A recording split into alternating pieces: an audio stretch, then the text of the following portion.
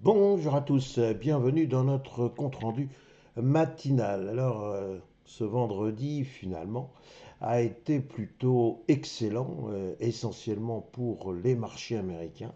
On va le voir, c'est vraiment le coup de pied du fin fond de la piscine, celui qui permet de remonter à la surface et donc de ne pas périr noyé. Alors pourquoi ce refranchissement de zones importantes, notamment pour le marché américain?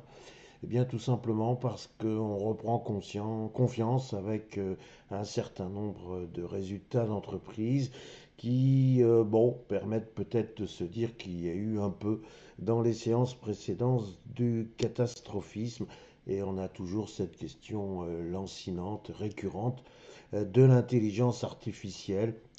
Le patron d'Nvidia est venu dire qu'il ne fallait pas exagérer. Certes, il y a un coût pour l'intelligence artificielle, mais en gros, un jour, ça va payer. Il faut donc rester confiant, ne pas se désespérer. C'est ma synthèse à moi, mais c'est un petit peu ce qui pourrait expliquer, encore une fois, ce renouveau. L'autre renouveau, bien, il vient, et c'est malheureux, de l'atermoiement sur le conflit américano-iranien, dans la mesure où, quelque part, on peut se réjouir du fait qu'il n'y ait pas de bombardements et surtout des bombardements meurtriers, mais d'un autre côté, on voit quand même un régime qui se maintient, un régime qui fait des milliers, peut-être beaucoup plus de victimes, sans compter les gens qui sont torturés, sans compter un peuple qui manifestement est en train de souffrir à l'excès. Mais bon, restons sur des considérations purement graphiques et regardons ce qui s'est passé sur notre CAC 40, où on voit bien que il y a toute une suite de gaps, encore une fois, j'y reviens plus maintenant, qui sont comblés, archi comblés, mais qu'on a une résistance à 8275 points qui mérite bel et bien son nom. Il faut une petite étincelle, il nous faut ce petit supplément d'âme qui va nous permettre de transformer les 8275 points en support et ainsi partir à l'assaut cette fois des 8400 points. Et derrière les 8400 points, vous le savez, il y a la course au record historique qui peut s'élancer. Alors, nous n'en sommes pas encore tout à fait là, mais on va retenir que vendredi, c'était une belle séance, encore avec de l'agitation, ainsi qu'en témoignent les mèches inférieures et supérieures, mais une réelle volonté de s'attaquer aux 8275 points. Mais les acheteurs ont dit qui va piano va sano. Et ils se sont arrêtés où? À 8273,84. Le CAC 40 a gagné 0,43%. Et il faut souligner qu'au cours de la semaine dernière, bien, le CAC 40 a fait en quelque sorte la course en tête. Il n'a pas voulu tenir compte des avatars et autres avanies américaines. Il a voulu partir de son côté.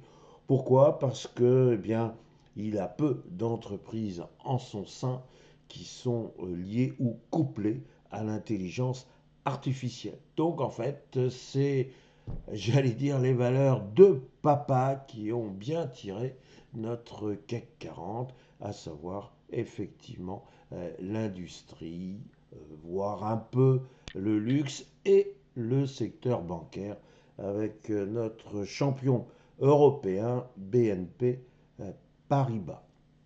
Alors, il faut maintenant, encore une fois, un peu plus pour se décider à aller au-delà des 8275 points.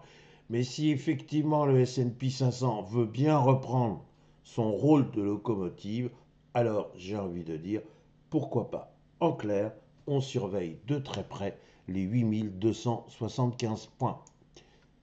Maintenant, si j'en viens à notre S&P 500, bien notre S&P 500, alors lui, il nous a gratifié d'une séance totalement impressionnante de par sa vigueur. Alors, il a gagné quasiment 2%, et c'est pas tellement ça ce qui est absolument impressionnant, c'est le fait qu'il est parti d'un support à 6820 points, vous le voyez, qu'il a démarré une bougie verte sans mèche inférieure, c'est-à-dire que les acheteurs ont pris la main dès le début de la séance et ils n'ont pas lâché la rampe. Et regardez jusqu'où ils sont allés. Ils sont allés jusqu'à la résistance des 6930 points. Et le S&P 500 s'est même offert le petit luxe de déborder de 2,30 cette fameuse résistance des 6930 points. Bref, du très très beau travail. Bref, une psychologie acheteuse particulièrement dynamique, une envie de sortir de la sinistrose qui menaçait de s'étendre tout au long de la semaine dernière. Alors nous avons effectivement toujours ce fameux dossier iranien. Bon, euh, il y a certainement des experts qui vont vous dire comment ça va se terminer. Personnellement, j'en suis absolument incapable. J'ai envie, si le bon sens veut bien me guider un petit peu, j'ai envie de dire, écoutez, d'un côté, il y a quand même des Iraniens qui s'autorisent des menaces vis-à-vis du géant américain et un géant américain qui n'arrête pas de déployer son armada. On a quand même du mal à croire que toute cette armada est venue faire un petit tour de bateau, et on plie les Gaules et on s'en va. Ça me paraît un peu difficile, donc nous devrions sans doute, connaître dans les heures ou les jours à venir un dénouement, et quel que soit ce dénouement, ce sera certainement un soulagement pour les marchés américains, sauf bien sûr s'il y avait une catastrophe sur le plan guerrier. Alors voilà, notre S&P 500, bien, il est mûr, archi mûr, pour aller rejoindre les 6990 points. Il lui faut maintenant d'autres résultats qui pourraient effectivement l'enthousiasmer. Jusqu'à maintenant, nous avons quand même un très beau parcours en dents de scie ou en montagne russe, comme on veut. Pour l'instant, il faut reconnaître que la séance de vendredi, eh bien, a permis aux acheteurs de venir dire aux vendeurs ça suffit. Alors maintenant, ben, on va surveiller cette fameuse zone des 6930 points. Et si on s'installe au-dessus de 6930 points, on peut très très raisonnablement croire à un retour ou sur la barre hautement symbolique des 7000 points. Alors cette semaine, on aura des données sur l'inflation, des données sur l'emploi, des discours de la Fed, bref, il y aura de quoi sans doute émailler un petit peu notre semaine et lui donner un peu de volatilité. Voilà quelles sont mes réflexions du jour. Il me reste à vous souhaiter une excellente séance et une excellente semaine. Merci.